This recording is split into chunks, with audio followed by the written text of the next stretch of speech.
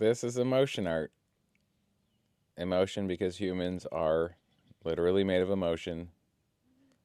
And art because, well, up until a couple years ago, I didn't think I had any art. Like, I could not do art. I didn't see myself that way. Now I realize that everything I do wants to be art. As in, if I'm doing something for any reason other than simply that I want to be doing that thing, it is not satisfying. Emotion art. Usually, when people meet my dad for the first time, people that know me already, their response is almost always, "Oh, oh, I understand so many more things about you now." So, this should be pretty interesting. Welcome to Stan Avery, my dad. Enjoy. Hi, Dad. Hey, Michael, it's nice to be here. This is an epic visit. They always are. Yeah. I really appreciate that you are taking the time to sit down in front of a microphone with me. Well, Rule 27 is everyone does what's important to them. And the reason I'm here is because it's important to me. And not only out of morbid curiosity. Yeah. I love that it's morbid, at least. Yeah. There is nothing I like better than curiosity, and morbid is among the best kind. I think of you as Dad. Whatever that means to me, that's how I think of you. What I'm hoping is that I can hear from you in your words how you see yourself in a nutshell. Great. Okay. Well, I'm Stan Avery, and I have a number of titles. Where I live, I'm the gypsy's husband, but I'm also the plumbing contractor. But if you travel in India, there are many, many, many people there that know who I am, and they regard me as Reverend Stan. My first journey over there was about 40 years ago, but I've been working there continually for 26 years, and so I've traveled all over into remote places in India, and we're still very involved there. Although I cannot go back. My last journey there, I just barely escaped. I was being tracked online by three federal agents, and they did not like what I was doing, and so they were going to deport me. And I found out about it while we were on our way to the airport, and so we, in the middle of the drive, diverted, changed our tickets on the run, and I got to Mumbai. We were heading for Delhi, and we got to Mumbai, and the federal agents showed up at the airport as I was in the air above the airport. So that was close. So if I go back to India, I was told recently, if I go back to India, I will be arrested at the airport. So I just do what I do from here. I keep writing and yeah. You kind of see yourself as a vigilante a little bit. Yeah, and what Jesus said was, he said, "Blessed are you when men say all manner of evil against you falsely for my sake. Rejoice," he said, "and leap for joy." So when people are saying all kinds of bad things about me, and Teresa's the same way, when they're saying all kinds of bad things, if it's for the right reasons, we are deliriously happy.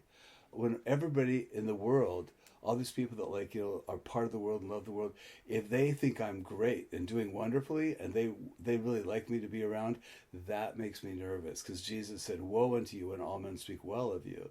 So that's kind of on my radar. As I think I want to do well, and I want to be popular, or at least approved by the right people, but not by the wrong people. Because if people love God, I want them to appreciate me at some level. But if they hate God, I'd really like some of that to rub off on the way they feel about me. It's an imperfect science. I just try. This conversation is about, like, who am I? And that makes me a little bit squirmy because Yes, you are correct. This conversation is about who am I? okay, because it's my policy to not focus on myself, because it's human nature to be preoccupied with ourselves. And I figured out when I was young that that was completely pointless, because when I figured out that God was obsessed with me because of his who he is, not me special, but me like everybody, like when I'm asleep, he's hovering over me thinking 1,000 good thoughts, and so in other words, I'm wasting my time being preoccupied with myself. So what I've practiced in my life is forgetting about me And what I found is that, you know, that thing about if you seek your life in this world, you'll lose it. But if you lose your life for my sake, you'll find it. And so, one way of trying to lose my life is just to kind of forget about myself.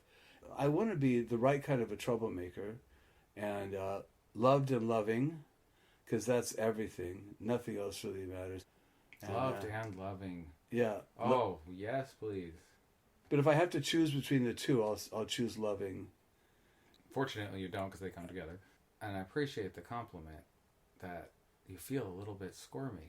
Because that's really my goal in life, is to bring a place of squirminess to people so that I have the opportunity to see parts of them that they normally would cover up. Not that I'm saying you normally cover anything up. I'm just saying it's just kind of a tendency I see that happens. And so I'd like to get a little 5-minute version of the story of Stan Avery. So now, with that being said, I hear you saying that you don't like to focus on yourself. I'm game. I'm game. I kind of figured you would be since you sat down here. Yes. So thank you for being game, suspending belief, and just entering into a moment of fantastical exploration. We'll see where it goes. Great. Well, I didn't realize this when I was young, but I was from an astonishingly privileged background because, just first of all, U.S. citizen. Secondly, being just here in Oregon, and my parents were so nice. They were reasonable, simple people, and full of faith, and loved their children, very strong family. That's exceptional.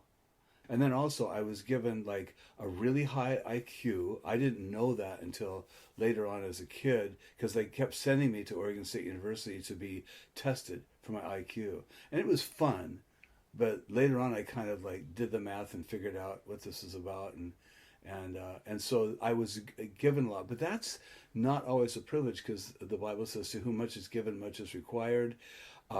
I was given, lucidity and a relatively good level of eloquence. And that's not something you really earn. You can work at it, you know. Okay, so in that whole formative time where you're being given all these things, what was the first stage in your emotional memory of your childhood that you remember? I was hot-tempered and selfish. What was the setting of the stage? Well, I had an older brother who was very nice. He and I both were focused on me. Were you guys in Philomath? Well, my dad was the chief of police in Philomath, and then Okay. he was on the Corvallis force, and so we lived there.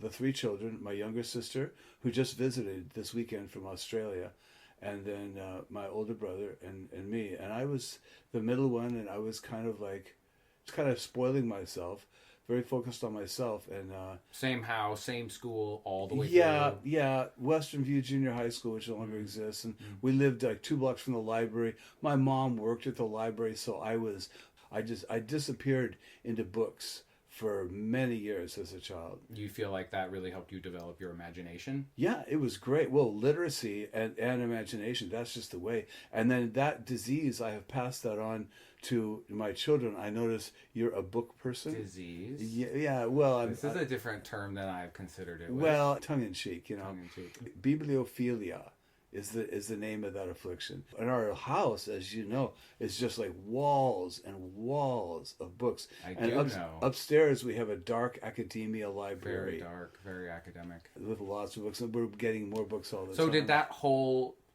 era from like say your earliest memories up until what you graduated high school? Did that all feel like one stage? Yes, I thought I was awake. I was sound asleep, and I was focused on myself, and I did not appreciate or understand the rare privilege of my whole life, my upbringing, my education, my U.S. citizenship, my parents, our family. I had so many friends that had troubled families, and when I was young, Michael, our home was like a train station for all the kids in the neighborhood.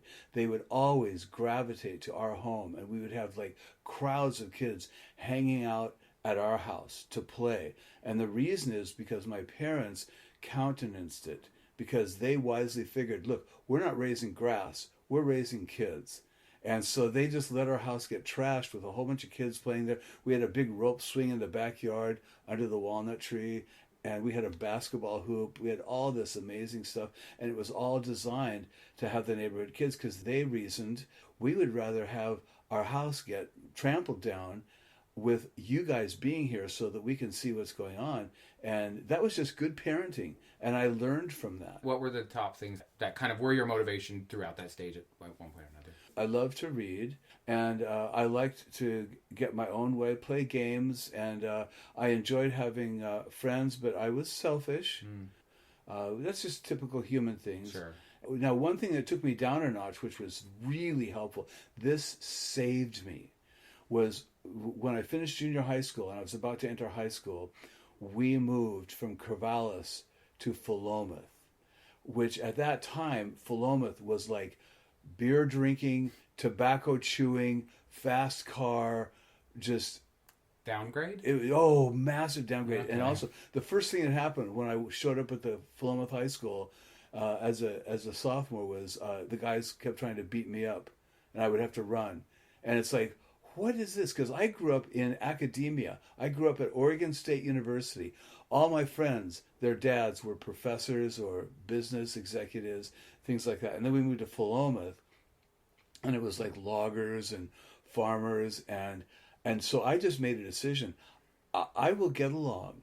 I will keep my grades down because if you're a guy in Philomath, you had to get a 2.5. If you got good grades, you were ostracized. Girls could get good grades. So I kept strategically my GPA at 2.5. My parents were cool with that. They knew what I was doing. It was social survival. They didn't care.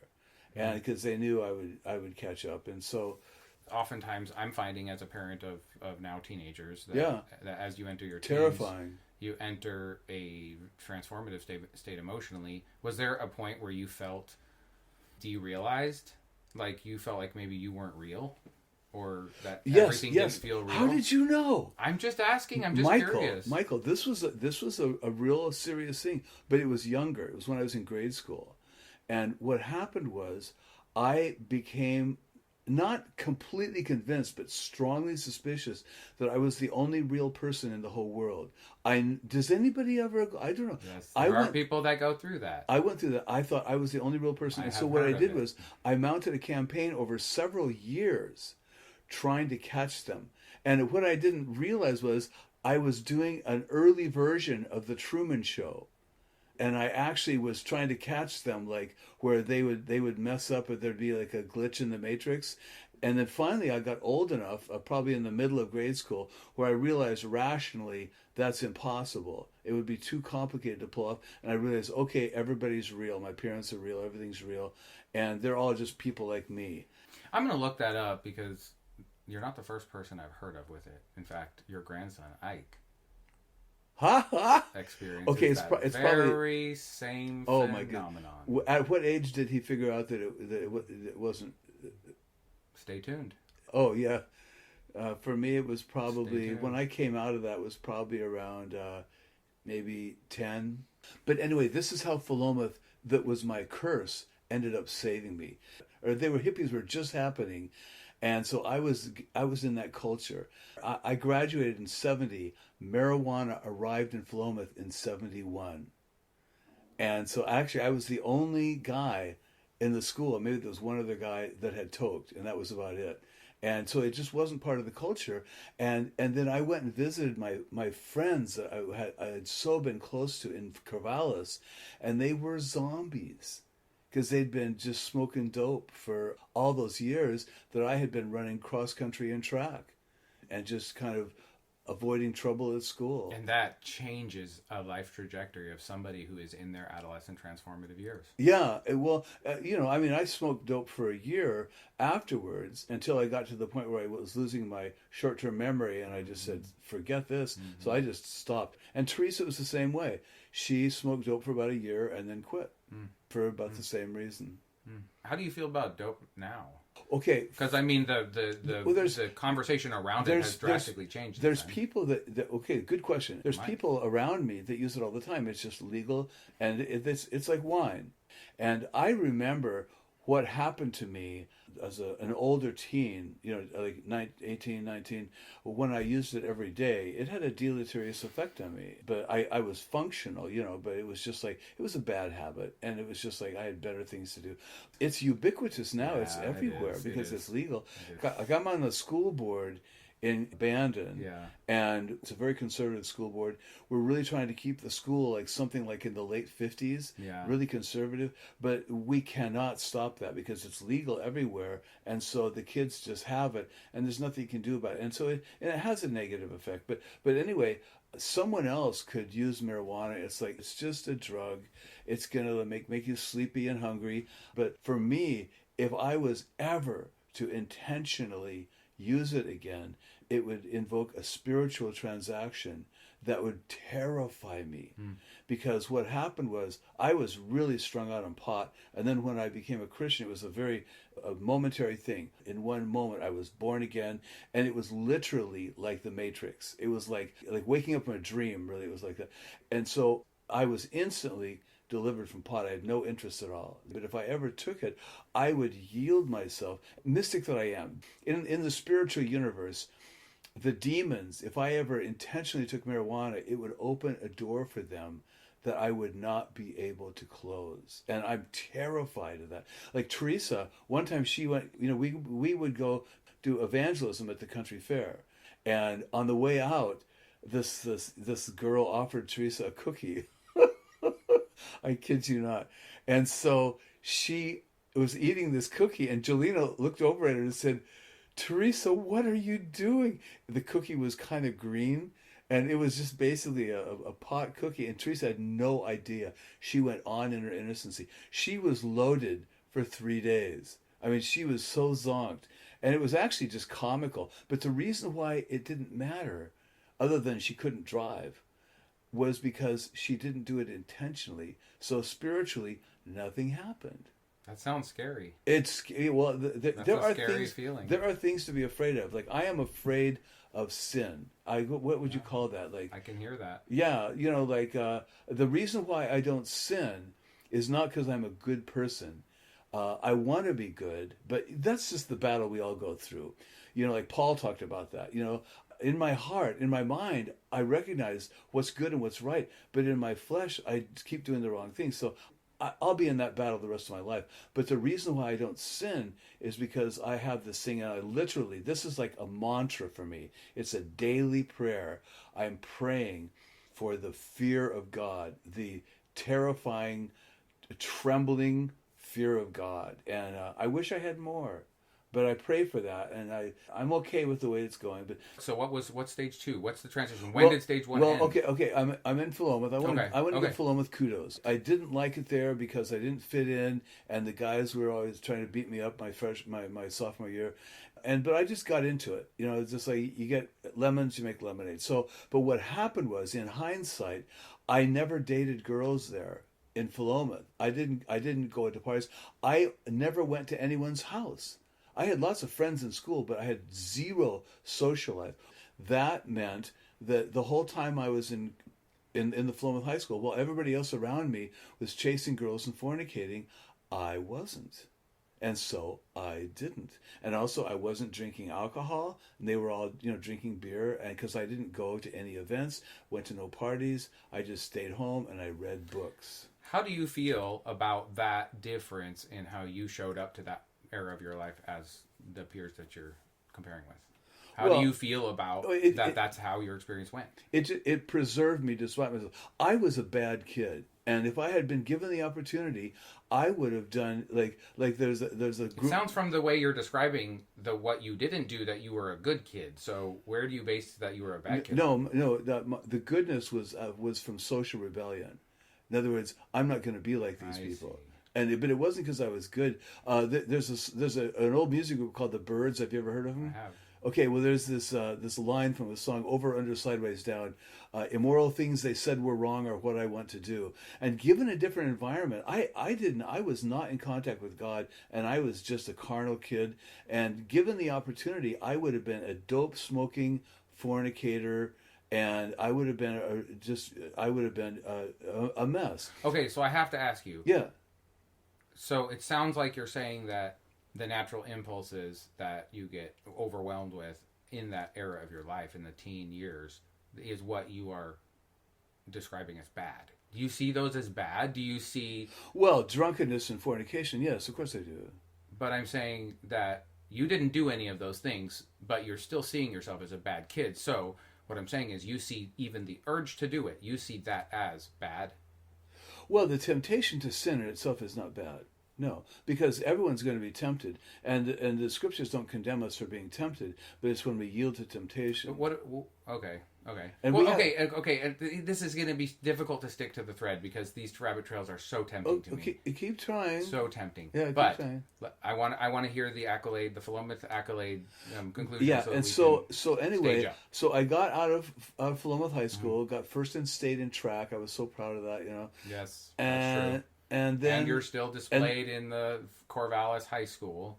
lovely. Okay, and so then I went down to San Bernardino. I left the next day after graduation. Went down there because my girlfriend's family was moving to Rialto, and so I went to San Bernardino, got a job in the steel mill, and I worked in the steel mill, made a whole bunch of money for the summer, and then I went to community college and bombed because I was smoking dope every day, and that was about my life, and that was about it. And I just had this really nice little cottage and lived there. Yeah, and how long did that last for? That kind of in between. Most of a year. Oh, okay.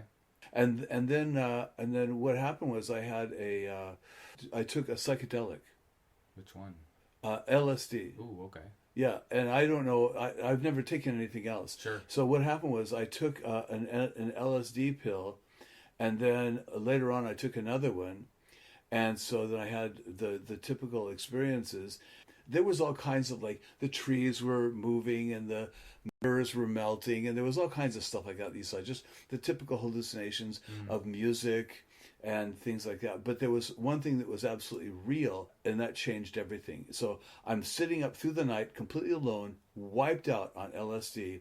There in the living room, I sat in this chair, and there was a demon, and there was an angel. And this wasn't just a momentary thing. It went on through the night. It was just like a scene from, like, Jacob wrestling with the angel or something like that.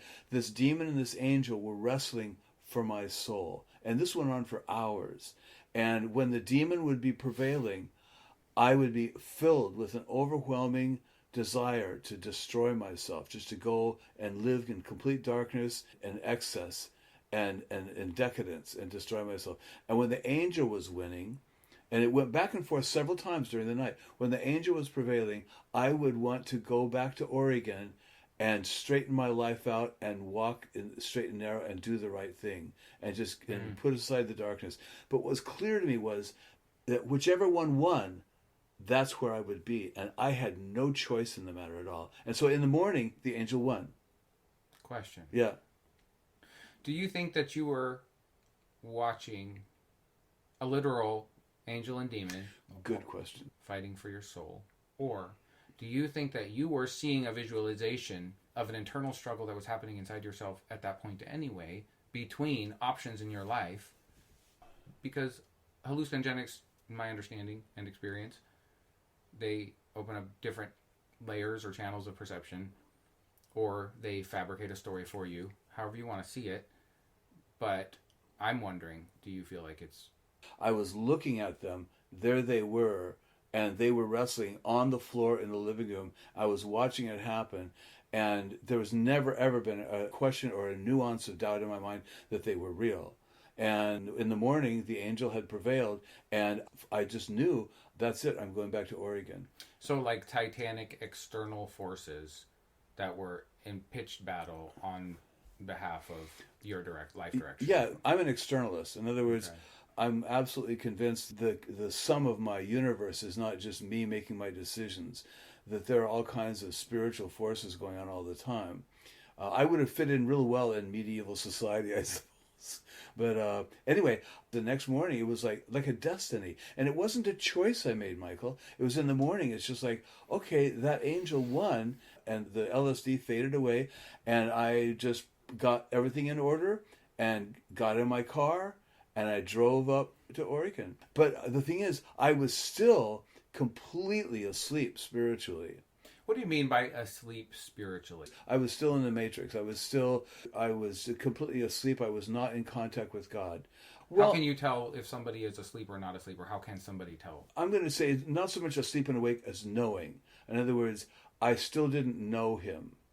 And the reason why I call it awake and asleep was because when it ended, when it changed, it just felt like waking up from a dream.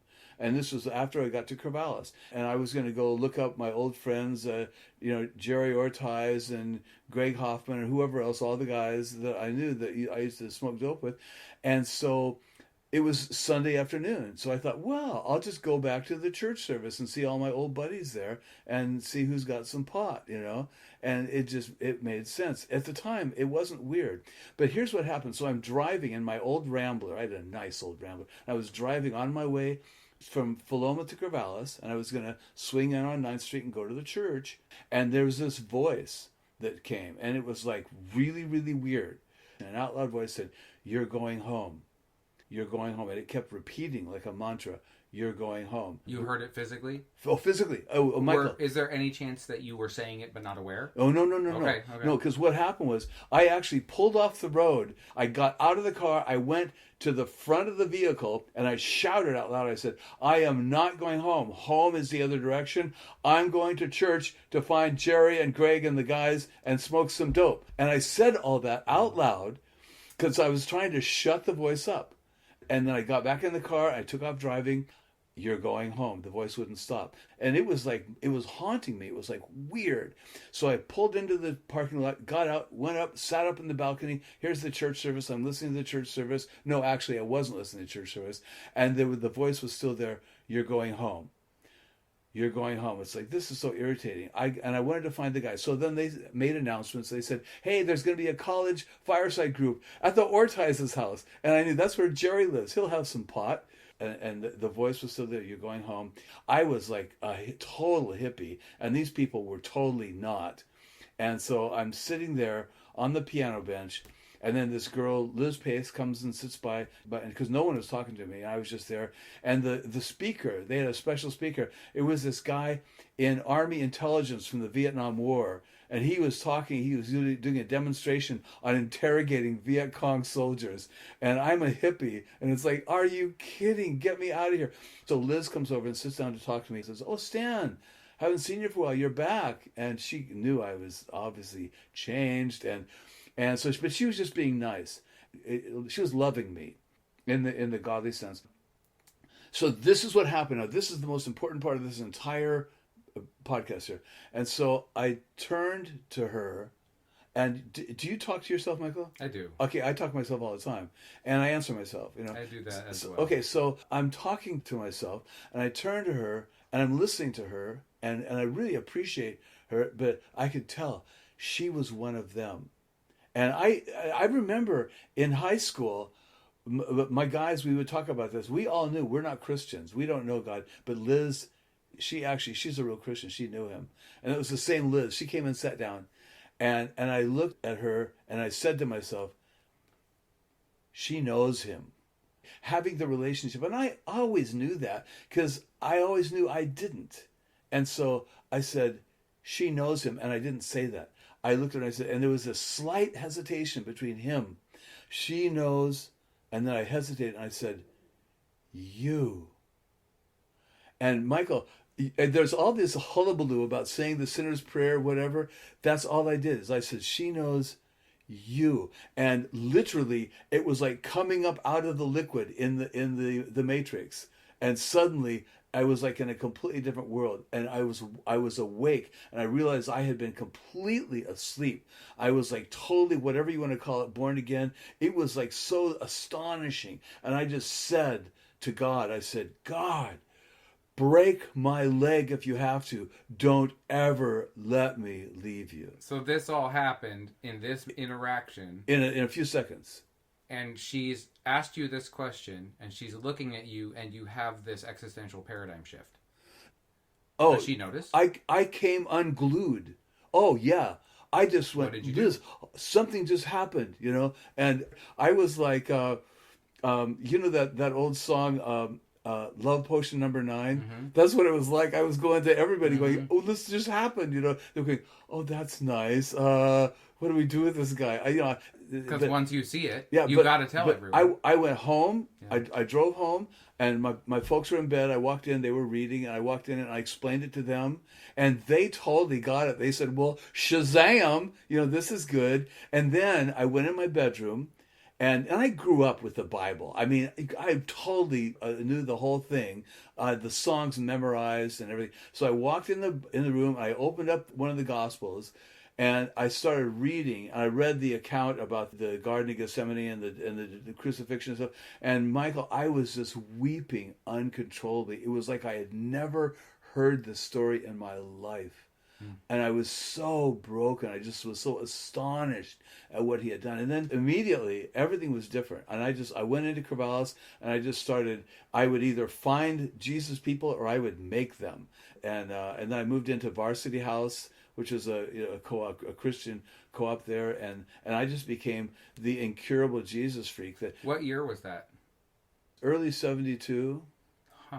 You came to No. the 70s Jesus bug independent of the cultural influence. Oh yeah, nobody brought me. Yeah, it was nothing. Because all around you, the rest of the world was doing the same thing. Yeah, it was, but I wasn't a part of it. Actually, ironically, that movie, The Jesus Revolution? No. It's a movie about the Jesus movement. Oh, I want to watch it. Oh, it's fun. The guys in the movie were the ones that discipled me after I became a Jesus freak. So It's written from the perspective of the Jesus movement? Yeah, Okay. It's very accurate. So anyway, what happened was that there was the thing that happened at Calvary Chapel, and then there were these Christian communes that just exploded, and they were called House of Miracles. Well, when I was living in San Bernardino and I was working at the steel mill in Fontana, just down the road there was this place called the House of Miracles, and we would hear about it on the street, that there's these radical Jesus freaks there, and they have like actual miracles that happen there. So I heard about it down there. It wanted nothing to do with it. But of course, I was being a radical Jesus freak in a conservative Baptist church, Right. oil and water. Yes. And so I was going to college, and I figured out I sat down. Oregon State? Yeah, Oregon State, and I sat because I had transferred up to Oregon State. Was studying what? I was studying biology and journalism and philosophy. And why did you do that? Well, I was studying biology because Or why make the choice to go to OSU at all? Just momentum. Okay. I'd been going to college at San Bernardino Valley College, and I just transferred up, and it kept going. And I love journalism because I love writing, Okay. and I did a lot of writing while I was there. But those are rabbit trails. But anyway, what happened was, this is something, and it's funny because Mary, your friend, she is. I actually gave her several graceful exits of the conversation. She said, "No, I want to hear more. I want to talk." Really And then like I said, Mary. "Well, Mary, I've got to go." And she said, "I'm going to come down and visit you because I want to hear more." Okay, but I mentioned this to her, but so I don't know how you guys are related because you're both my dad. So yeah. I mean, it's weird, but I can't deny it. No, it's spiritual. It's weird. We're both fatherly toward you. It's true. Oh I can't my deny goodness. it. Anyway, Okay. so what happened was I was going to Oregon State University. Oh my gosh.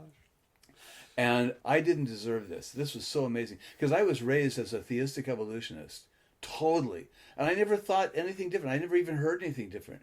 The guy that taught our college class in the First Baptist Church was the head of the OSU biology department. He taught evolution. So I'm taking these biology courses, three of them, from three different professors.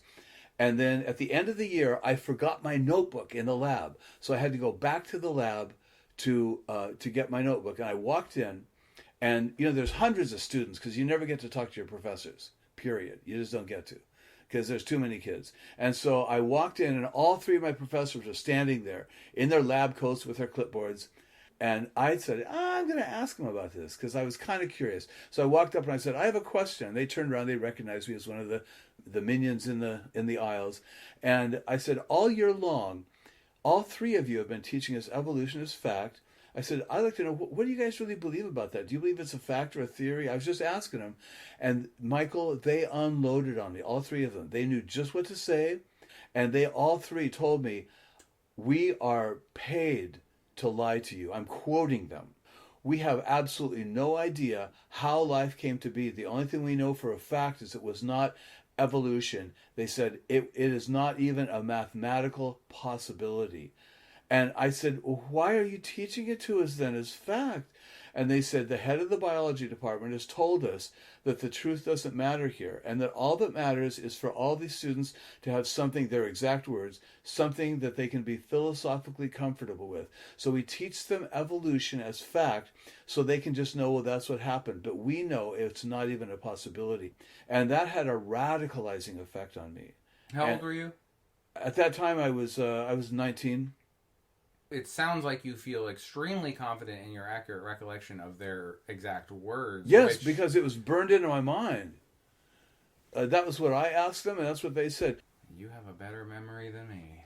Well, Michael, the reason is because it was like there are things that you remember very well because it's burned I into don't your remember mind. words though. My brain doesn't remember the structure of words. Yeah. Yours probably does more than mine. Well, like I remember when I asked Teresa to marry me, she said No. no. She said Oh. she thought I was going to ask her to leave, and so I said, "I'd like you to do me a big favor." I said, "I'd like you to marry me," and she was so shocked. She said, "Well, I won't say no." Well, she actually literally said the word no. Oh my goodness. No. She said I she won't said, say "Well, no." I won't say no." And because she was Oh, crazy no. in love with me, Yeah. and I'd fallen in love with her. And so what I did was after she said, "Well, I won't say no," then I said, "Well, that narrows it down." It does. Anyway, that's Some people say maybe for a long time. Ew, Okay, so so anyway, so that, this is kind of your transition. yeah, that was the stage. transition. And you felt less and less at home in Philomath. You started making Jesus people or finding them, Oh, yeah, well, after being in San Bernardino for a year and using LSD and having all of that happened. Yeah, and then right. you had your transformation Yeah. at the church when you were going and home. and now I was launched as a card carrying Jesus freak. Now you're a Yes. Jesus freak. And so what's next? I never recovered. I went to my room at Varsity House and I sat down and I made a list of everything that I could reasonably expect to gain from a college education. And then I went through the Bible and I made a list of everything to which I should aspire and labor. And then I took those two lists and I compared them. I looked for anything they were a full page list. I looked for anything where there was a coincidence between what college had to offer and what Jesus was expecting of me. And they didn't coincide on a single point. So then that was my decision. I quit college. And then I just worked. I was working at the OSU bookstore, and I worked there for a couple of years. And then I just worked there and just did Jesus freak stuff. While you were working. Yeah, I had to wear a tie every day, and so I had a big button on my tie that said Jesus Power. Oh, sweet. Oh, my gosh. You were a hippie. Oh, totally. Oh, sweet. And what would you dress in to go to work at the bookstore? well, to go to the bookstore, I had to outfit. wear. Because of course back then it was bell bottoms. Oh, I'm yeah, sorry. Yeah. Yeah, and or Colors? Just, Did you wear colors? I wore nice colors, but nothing wild. Okay. And but you didn't wear white shirts. You wore like green and blue and things like Yeah, that. Solid colors, and I wore pants because I was required to dress to suit the manager, and so I just dressed that way. And what did you wear when you were out doing what you wanted to do? Oh, just a t-shirt and bib overalls, and barefoot. I walked all over Corrales barefoot. My feet were so tough. And I would run barefoot, like just in the city. I would just go running barefoot on the sidewalk, and my feet got really, really tough. And the reason, it was just this maniacal thing. But I thought, I can't depend on always having shoes. And most of the time I'll have shoes. But if I ever have to go barefoot, I want to be able to go barefoot. And so I wanted my feet to get really tough, so I was going to toughen up my feet. And there was this guy that I met that had gone barefoot for like a year and a half, Jeff Smith, and he actually ended up in the Jim Roberts group. But I had met him before then, and his feet were like leather, and I admired that. I went, "Whoa, that's mighty cool," and so I was going to try and toughen my feet up. So how did the Corvallis bib overall chapter end? Oh, okay. Okay, so Jeff Smith, he stayed in our house, in my apartment for a while, and he told me the Lord spoke to him at night before he left. He just got up and left because the guys that I was with were treating him really badly. He just left. But he said, the Lord told me last night that there's a Christian commune somewhere in town here, and you're to join that organization, that ministry. and whatever it is, it's just here in town, and I had no idea what he was talking about. So I was just waiting for this to happen. And so there was some friends of mine. They were secular. They were like cabaret artists, cabaret musicians. They were doing a concert in the OSU Student Union one evening, and I was there just in the audience looking at them. And I looked down in the hallway, and there was this little girl in boots and a long skirt and this blouse, and she was trying to hand out gospel tracts to people walking by. So I looked down, and I was watching Christians just walking by and being rude and ignoring her, and I just felt like I was watching the lions eating the Christians. I just felt terrible. I said, I'm on the wrong side of this. And so I went down and I said, who are you? And she was actually this 15-year-old girl that was living in a Christian commune in Corvallis, and that was the Shiloh house. So I knew that was exactly what Jeff had said would happen. And so then I went over to the house, and then I said, okay, this is it. This is what I'm supposed to do. Where was the house? Oh, I think on 14th Street. It was just an old house, and they had a little commune there. I had no idea. How many people lived there? Maybe 8. Oh wow. And also there was a girl, this a 17-year-old girl, and she was the daughter from the East Coast. She was the daughter of psychoanalysts. Both of her parents were psychoanalysts, so she was nuts.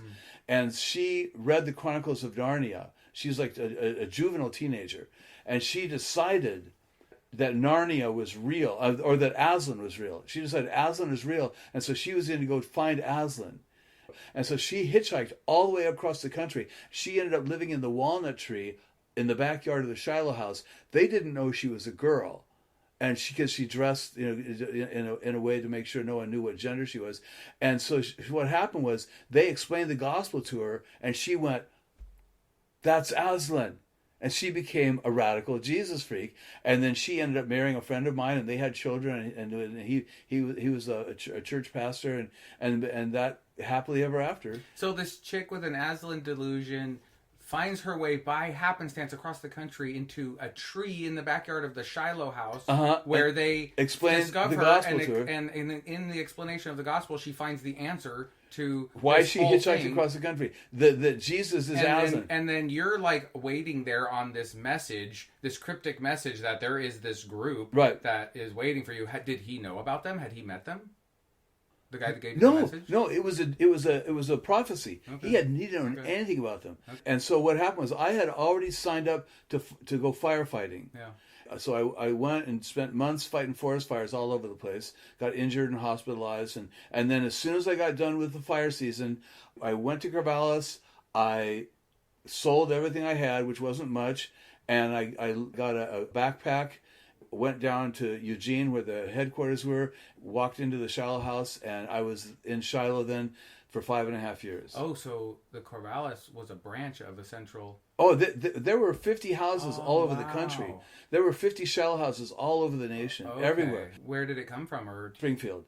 We had a huge headquarters there. We had this big campground where we trained disciples that would go out all over the country. For years we were there.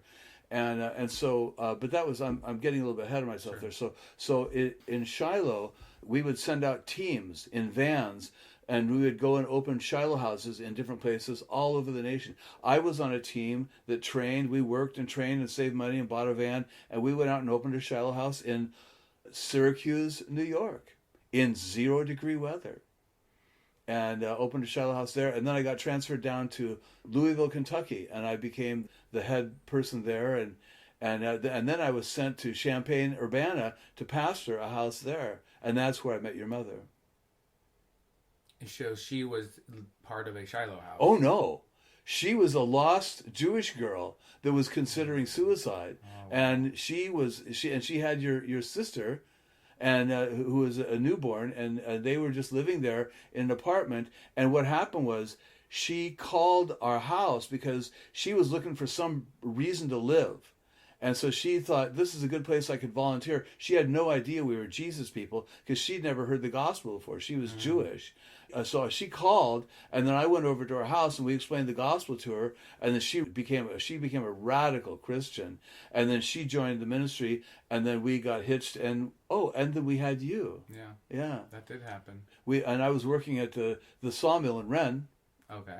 and raising kids. And then I was sitting on the forklift, and it's a beautiful day, and there's nothing around me anywhere.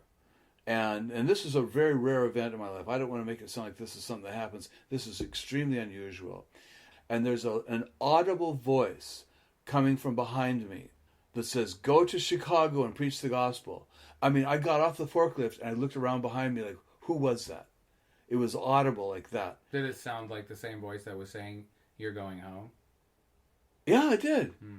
Yeah, now that you mention it, it did. Go to Chicago and Hmm. preach the gospel. Just said it one time. So I went home and I told your mom what was going on here. You know, like this voice happened. I don't know what this means, but we're supposed to go to Chicago. And then like we had bought a piece of property from my parents with a little trailer on it, and somebody showed up at the house and offered us like a huge amount of money for the property. Way, way, way more, like more than twice as much as we had paid for it. And then the mill shut down, and I bought a Volkswagen bus, had the engine rebuilt, and we took off. And we went down to visit Keith Green down in Texas. That was a very odd experience, but I've got so many rabbit trails. And then we ended up in Chicago. And so after the Lord told me to go to Chicago and preach the gospel, two of the guys that were under me in the Champaign-Urbana house, they called me out of the blue, and they said, "We would like you to come out here and start a church coffeehouse ministry in Chicago." And so that was a confirmation. And then I told the Lord that I needed to hear more confirmations. And so my parents, out of the blue, they came to me and they said, "Stan, the Lord showed us that you're going to go someplace out east." And so it's like, that's crazy because that was not what they would want. And then I called a friend of mine from Michigan that he was going to come out and visit. And I called him and he said, "Stan, I not only am I not coming there, but the Lord told me you're coming here." And so it was redundant.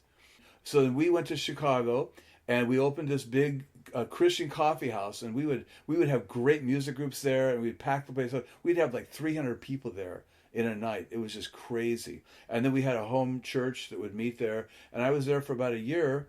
And then at the end of that year, then I was working in an office building for a hospital organization.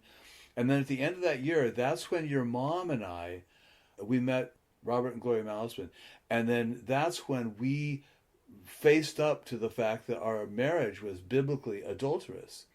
So we put the marriage aside, and that wasn't going to work to stay there, so that we went back to Oregon. And then we were very isolated there, and raising the kids together, but we had put the marriage aside. And then I ended up, Isaac was born, and the reason is because after like several years, we gave up because no one would agree with us. We figured maybe we were wrong, because absolutely nobody would agree with us that we should have put the marriage aside. So we came back together and had Isaac, and then 2 weeks after Isaac was born, then I went to India with KPO Anand, and that started the whole India thing. What first gave you the idea that there was something wrong with your marriage with mom?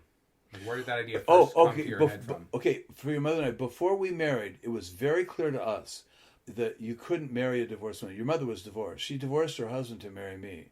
And it was very clear that that was not proper. That was, you can't, to divorce and remarriage. The only thing that I can see in the scriptures was a man, if his wife is adulterous, he can put her aside and marry someone else, someone who's never been married. That's the only exception. So anyway, we recognized that before we ever married a long time ago, and we concluded that. We talked about it, said, well, this would be adultery. And so, but all of the leadership of the Shiloh ministry, with one voice, told us that that was not right. And that actually we were completely misunderstanding the scriptures, and it was just fine for us to marry. And they did so very forcefully. And what we found out later was half the people that were married in that ministry were in adulterous marriages. And so, in other words, it would have been really squirmy if we had not married, because it would be adulterous because other people were married in the same situation. So we returned to that then. We originally concluded that, and then we became convinced by other people that it was just fine. And then years later, after we had like the three children with Jessica, then we were confronted again by that while we were living in Chicago, and we realized we were right the first time. we were right the first time, and that this time we put our marriage aside, and we were resolute in that matter. We really, it was a struggle because we couldn't find anyone to agree with us. So, Everyone said that we were wrong, but the Bible said we were right. So what do? You know? so you feel like if it hadn't been for the pressure from the Shiloh house, that you guys would never have gotten married. Oh no, we would have not married. It was obvious. It was clear. But they just. How do you feel about having made that choice? Good question. My view of this is that it's all to the glory of God, that God knows what's going on. At every stage of this, we were in earnest. Whether we were blundering or whether we were being wise, we were earnest. And we were being led along by strong forces. Doing the best you could with everything you Yes, knew. yes. And your mom especially, she has a remarkable sensitivity to the Lord. And she's one of the most sincere women I know. Yeah, absolutely. So I just view it as the sovereignty of God. In other words, God knew what we were going to do because He knew you, but obviously from the Scriptures, before you were born. There's nobody that's an accident. That explains some things. Yeah, and so your mom and I, our view was that the Lord caused all this to happen, and the thing is, we made our choices, but the Lord knew what we were going to do. But the end of the matter is the glory of God, and now I am in a position where, because we do a lot of marriage counseling, and I can, with unique authority, talk to people about the subject of divorce and remarriage in the Scriptures, because I've lived it. Yes. And I paid it. It was very, very difficult. What your mother and I went through in putting aside an adulterous marriage against the tide of everybody was extremely difficult. So when did you first meet the Jim Roberts group? Oh, for me, it was back in 1972. They were camped out in Avery Park. So you met them before you ever went to Oh, Chicago? yeah. Oh, yeah. I had them come and stay in my house. You met them before... Before Jeff Smith, before anything. Jeff Smith? Yeah. Jeff Smith was actually with them.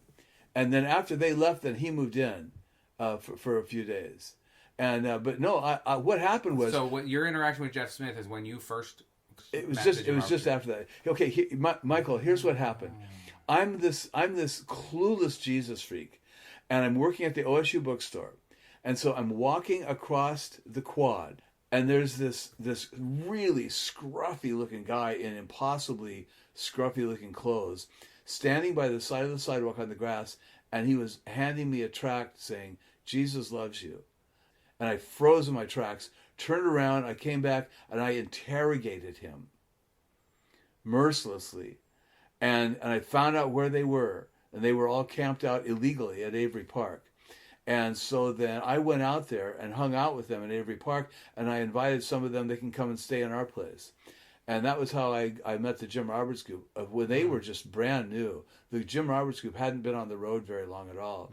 And I met them there in Corvallis. Did they just have the one camp? The entire group of them, it was probably, 50 people or so. The entire group was en masse arrested by the police for illegally camping, and they were thrown in the county jail. Wow. Yeah, and then there was a pastor in town that I knew, and he had this old station wagon, and he went there and he picked them all up because they were all just released just after their sentence served, and they were out there on the front of the lawn and standing in a circle praying quietly, and the police said, "If you guys don't disperse, we're going to arrest you and put you back in prison."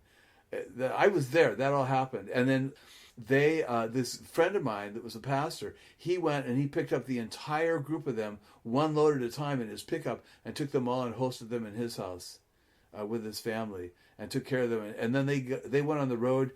They headed for Florida, but before they left, Jeff recognized that I had potential, I guess. So he came and he stayed at my house then, and until he decided to leave. And before he left, then he said, "There's a Christian commune here in town, and you're supposed to join them." That's all he said. So then, at what point did you guys actually join up with the Jim Roberts group? After Isaac was born and I was in India, we had connected with them because they were living up in Portland. And actually, one of the sisters from the group, Rahab, came and stayed with your mom to help take care of Isaac while I was in India. It was very, very nice.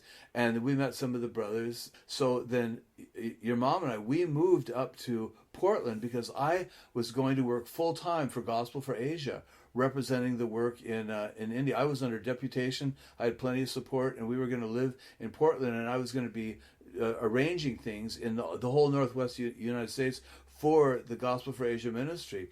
And so we went up there, and then we knew there was a Shiloh house over there. So we were uninvited, because you don't just get invited to a Shiloh house. But we found out where they were. We just showed up with all of you. And then your mom met Sister Anava, and they went upstairs and talked for a while. And then she came down and she said, "It doesn't matter what you do, I'm joining this group." So I then, for me, it was like by default.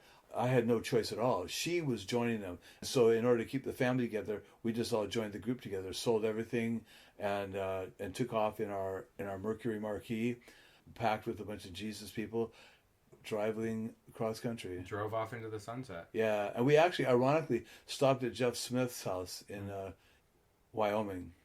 And then you disappeared for a little while. For another 5.5 years. In Shiloh, I was gone for 5.5 years.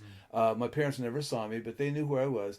And then in the Jim Roberts group, I disappeared for another 5.5 years until I finally grabbed you children and left. What year was that? Oh, years. I don't know. I know. I have the same problem. I don't know. Okay. I'd have to do some math in my It was head. one of the years that had a summer in it. Yeah. I remember it was warm. Yeah, and we got on a bus. It was a close call. We got on a bus in Denver. I remember the terror of that moment. Oh, it was I can dicey. Still see it. I can still see it. It was dicey, Still and feel it. and we got on the bus. We made it to Ed and Linda Matson's, and so we stayed at their house and had a great time. And then started the next stage. Yeah. How would you describe that stage? Well, there was a house that I had found, because I was really good at finding houses for the group to use. And so there was a house over there on Ivy Street that I had found originally, and we just went over and took over that house and moved in there. Mm-hmm. And then I got a job with a painting company and put you guys in a private school, but that was a bust, so we just kept you home. And then my mom came, and she really helped out. She came for a while and lived with us there and really helped out with you kids. And then Teresa had left the group, and she had gotten a driveway car that took her to Portland instead of Seattle. So she was stuck in Portland. I said, "Well, you can stay here." So she and Louise came to the house then. And then after a while, I just said, "Well, why don't you do me a big favor and marry me?" Mm-hmm. And so... You have a very crystal clear memory of the moment of shift into the Jim Roberts group. Yeah. I remember it all. Do you think that Mom remembers it the same way?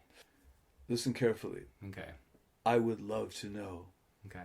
But I have no idea, because your mom was very seriously damaged as a child, as a juvenile. She started using really, really hard drugs at 13, all the way up until not long before I met her. Wow. And when I first met her, she was so mentally fried.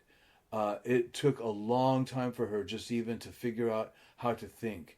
It took she recovered. She recovered amazingly, but it took a long time for her to recover. She was very, very damaged. Do you think that she remembers that part the same way? She what? Do you think she remembers that part the same way? She would remember it. If she remembered it, she would remember it the same way, because she would remember it, the truth. She's She's very devoted to truth. Oh yeah. Sure, yes.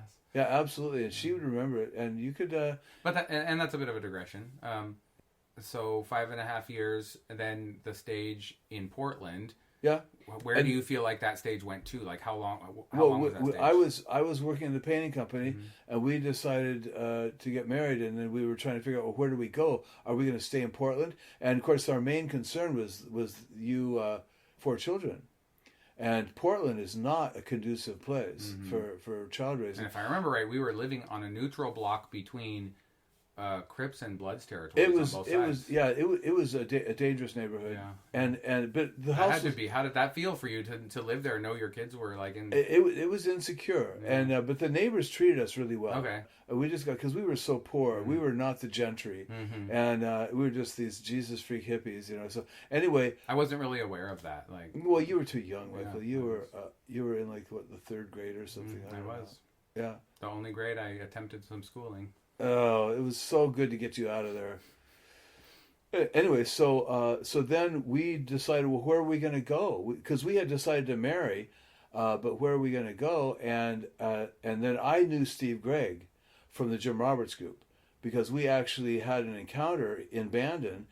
We were camped in Eugene, and we met Howard O'Connor, the Jamaican, and I met him street witnessing, and then he invited us back to the school. So a bunch of us from the Jim Roberts group went and camped out there at the school. What school? And at the Great Commission School, which yeah. was here in Bandon at Bradley Lake. And then actually, as a result of that encounter, some of those guys ended up leaving the group because during the course of our debates with Steve Gregg over the scriptures, which was a lot of fun, there were some holes that were poked in the teaching of the Jim Roberts group. And so there were some people that said, okay, I'm not sure if I want to stay in this group. But we decided to move back down to Bandon because there was already a home fellowship there. There were people that left over from when the school was there. The school had moved and it was up in McMinnville now. But there were still people in Bandon, so we just moved down, found a farmhouse on Prosper Road, which you remember the farmhouse. I do.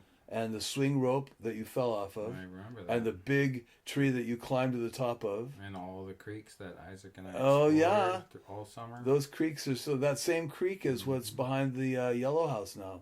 I remember. Yeah. So then we just moved to Bandon there, and I was working as a plumbing apprentice, just barely getting by.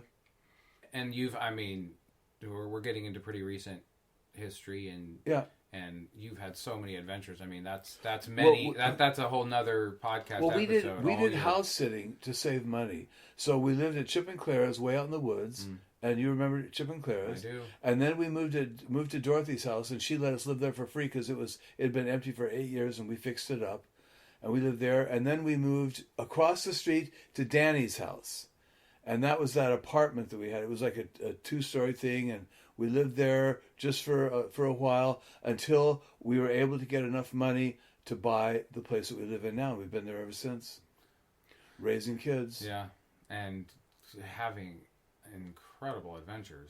It never ceases. It just gets bigger every year. Yeah. And I've had parts in and out of this whole story ever since I was born. So, well, that thing that happened on the piano bench when I said she knows you, and then I woke up, that whole thing that started there is still going on. So you feel like that really is continuity. Do you feel like that was the opening of the chapter that you're in currently? Yeah, that was the beginning. That was, oh yeah, absolutely. All these other chapters are just like time and space and incidental. That's the chapter. Okay, so that brings us to now when we're in a chapter that has been being written for a long time. Who are you now? I'm stalwart about my belief in eschatology in the last days, that Jesus is coming back, and which was eschatology. What? What is eschatology? That's the. I'm familiar with the word, but I don't. The knowledge of the last days. Okay. Like the tribulation, the Antichrist, end of the world, etc. And Teresa and I, we are like detectives. Like every day, we are going through the Bible and comparing notes and figuring it all out. And along with, do you know who Jason Smith is? He's kind of a collaborator with us. And so we are still looking for and hasting to the coming of the Lord. And also there's this interesting verse in the Bible. People don't catch this. But it says that we're to be looking for the Lord's return. It says, and so much the more as you see the day approaching. And that's kind of an interesting phrase because it means we're supposed to be able to see the day approaching. And we believe we do. And so my goal, and this is the end of the chapter here. Of course, I'm 72, but assuming that I don't die, which dying is great. Dying would be just like sitting on the piano bench, but times 1,000, 1,000,000. So my goal is to continue abiding in Jesus. And it's not a shoe-in. It's not an easy, certain thing. I have to decide every day to do that, to abide, because there's always a temptation to just go into godly habits and religious stuff and lose contact with him. And so I'm struggling every day to stay in contact with him, to abide, because that's what he said. He said, if you abide in me, then you'll bring forth fruit. If you don't, you won't, period. And So I you see yourself as abiding in Jesus. it's the same way that we're abiding in each other right now, in a relationship. Same way. Just like hanging out and chatting. Well, yeah, we do, and but usually when he talks to me, it's because I'm messing up. He'll point out something like the Bible describes it as, you'll hear a voice behind you, a quiet voice, saying, "This is the way," when you turn to the left or to the right. And that's my experience. That's my learned experience, is exactly like it says. It's like I'm walking in the way, and his quiet voice, it's so quiet. And that voice, you know what I mean, Michael? That's a voice, it's subconscious. It's not audible. It's just a subconscious voice, but I know it's him because it tells me things I wouldn't think of or I don't want to hear. I do know that voice. Yeah, and he'll say, "This is the way, turn left, turn right, this is the way, stay in the straight and narrow." And the main guide I have is just the scriptures. That's how I know. I'm not the mystical person that's going, "The Lord guided me and told me to go here and do it." He does that sometimes. I mean, there's a lot of that in your story there. Well, incidentally, but Michael, we're talking about 50 years here. Oh yeah, and it sounds like that's exactly who you are. Yeah, you are a person who says, "This is where the voice is guiding me." Yeah. So this is where I'm gonna go. Okay. You, my friend, are a mystic. I will cop to that. That follows the thing is, the voice as you perceive it. The voice. Yeah. Of God. Okay. But yeah, Teresa's even more so than I am. And the thing is, But this isn't Teresa's story. This is no, yours. it's not. But she is in my story. Hopefully, I'll get. And her also story. her sensitivity, which your mom had that, but her sensitivity to hearing from him, is a really convenient resource for me. It's really, really nice, because she will hear from him, and then, like, she'll hear in the nighttime, he'll tell her something, and she'll just tell me in the morning, and she's always really careful to say exactly what the words were, and I keep careful track. So far, it's never been wrong. So far. Witchcraft. Just prophecy. Oh, okay. No, that's fine then. Question for you, just because my morbid curiosity, I want to see what you say. I have been doing a lot of studying about human energy fields, the kind of metaphysical energy work, chakras, all that stuff. I'm energy familiar with those terms, yes. Laying on of hands, blah, blah, blah, blah, blah. To me, it's all just super interesting look through someone else's lens at something I believe is really there. And is maybe the way it looks to them, maybe not at all. And I believe the same thing when I hear your description of the spiritual world. I believe that what you see is there. And I believe that that's what makes sense to you. Yeah. What do you think is the correlation, if any, between all of these other stories that people have about energy work, about not like Ouija boards, not the dark, not the cryptic things. Like, let's leave all that stuff out. I'm talking about just the people who are like the sound healing and its correlation to what you're talking about with the leading of God and stuff like that, and on the spirit world versus the energy world. I don't know. Do you have any thoughts about that? I don't know. There were some people that were doing miraculous works, and the disciples, they said, "Hey, we got to stop these guys." And Jesus said, "Leave them alone. They're either for us or against us." I just got through reading today that if someone acknowledges that Jesus is Lord, then he's with us. In other words, it's not a complicated thing where you have to go through some ritual or something. It's simple enough. I know there's dark power, and because and it's very unusual. I've seen so many miracles in India, but in India they have massive amounts of supernatural events that take place there among the Hindus. Because those demons that they worship, they're real, and they have real power. And so what it all comes down Tempting rabbit trail. to, it has to do with Jesus is Lord. If Jesus is Lord, if that's your understanding, then I may not join you, but I'm not going to oppose you. For Are example, you saying that if, as long as the person practicing says Jesus is Lord, then you're going to just skeptically allow it? no, really believes that. Okay, so I'm talking about the energy work of people who have a completely different worldview, and maybe they don't even have a concept of Jesus, like internally. They're just doing their energy work. Then I'm sure that those powers and those energies are real. So you think there's no correlation between what you're talking about and that? No, because I mean, Okay. Satan appears as an Right. angel of light and a messenger of righteousness. So Okay. there's all kinds of stuff like that. But Fair enough. I don't have to judge those things, but I don't have to participate in No, them. that's absolutely true. Yeah. And I appreciate that perspective, and I appreciate you trying to Yeah. answer a difficult question. What are you most afraid of? I'm afraid of the wrath of God, judgment of God. I'm afraid of what Keith Green talked about. I don't want to fall away from you. The reality is, I just don't want any distance between me and him. And aside from that, I'm not afraid of anything. I just don't want any distance. A separation between me and him is the only thing that I fear. That's it. What I feel like I'm hearing is that this chapter started with what felt to you like a waking up. The one and only thing that you feel fear about is that you will fall back asleep. Exactly. Okay. Good summary. To Perfect. fall asleep again. Perfect. And the thing is, Michael, I've seen people do that. Sure. And it terrifies me. Sure. And actually, because when I talk about waking up, that wasn't just, I mean, he actually came into me. It wasn't like I'm suddenly feeling better or I'm awake. It was like I was a different person. It was totally changed. And so, I can understand how that would be terrifying. yeah, I don't want to fall That's asleep. scary. I don't want to lose my connection to him Word. because that's the only life I have. Last question I have. Yeah. If there was something in any ineffable or effable way that you would want to leave your children and grandchildren and all of the people that you have influenced and that have you in their consciousness with when you're gone, because you're old, you're not going to be around forever. What would you want to leave them with at this point?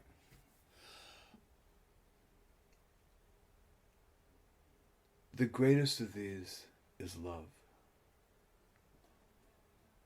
That's it. Thank you. Yeah. I really appreciate you taking this time. Yeah. So can I go home now? You are free to go. We'll do this again.